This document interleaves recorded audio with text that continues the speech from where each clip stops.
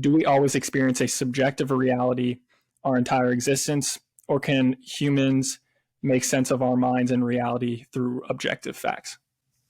Well, I think it's our reality is subjective, but it seems like there are objective components to it, and but I think it's probably an illusion that it's probably not truly objective. I mean, it's some of the things that we are subjective realities, like subjective truths. I mean, some subjective truths seem like objective truths. For Mm-hmm. example, I mean, the almost, I mean, every culture that anthropology has studied, it's wrong to like kill another human being in most situations.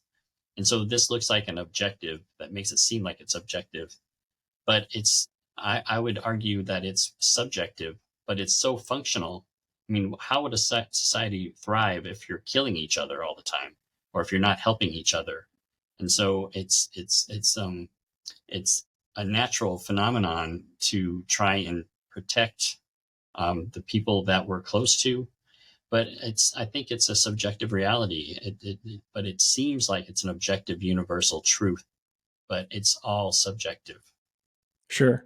But it's almost where you're geographically located also impacts the way in which you interpret your own subjective reality, creating your own subjective truths. They see it as an objective fact, but over here, you're like, no, that's a subjective truth because you look at it in some regard based on your ideologies, your background, and things of that nature. Right.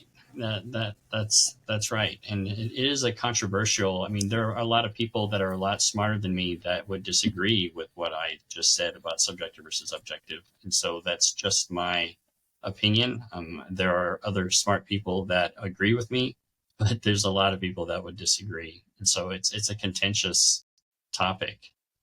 But I do think that much of our reality is, and even things like self-awareness or free will is it seems like I'm in control of my body and my thoughts, but I think free will is also subjective and is an illusion that it seems like we're in control, but I don't think we are. Okay, interesting.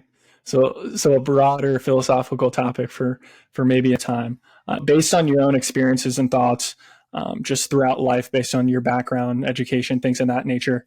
How should the common human choose to live their life? I mean, um, I guess my question is reaching the broader good, and how should one do that, or perform their daily actions to potentially reach that broader good? Well, I'm reminded of what Socrates said about being a good person, and he said that being a good person is a virtue, and that virtue, doing things that are virtuous, is a reward in and of itself. And so, and then his student or his grand student Aristotle, taught that to be a good person, you need to basically. Aristotle said you have to kind of control yourself. Just control yourself and do the right thing. And doing the right thing is a virtue.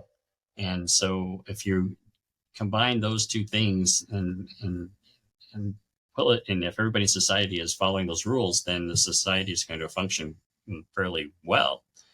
But it's an interesting question, and I don't have the actual answers. But it's what's interesting. It's kind of comforting to know that the philosophers, going back to the 5th century BC, have been wondering the same thing.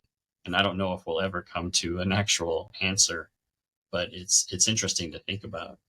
No, absolutely, and those philosophers are incredible. I mean, Stoicism in general is a religion for some individuals. And when you mention the thoughts of Aristotle in regards to kind of controlling yourself, I feel as if individuals interpret that as you have to be what is it? You have to be disciplined. You have to be structured, but it's not that way. It's not the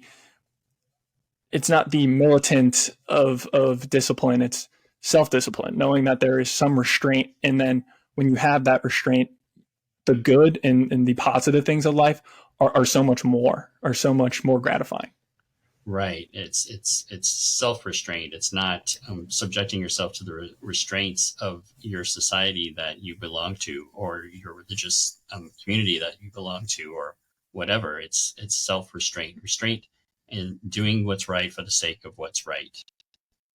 If you enjoyed that video, click here to watch the full conversation. And don't forget to subscribe.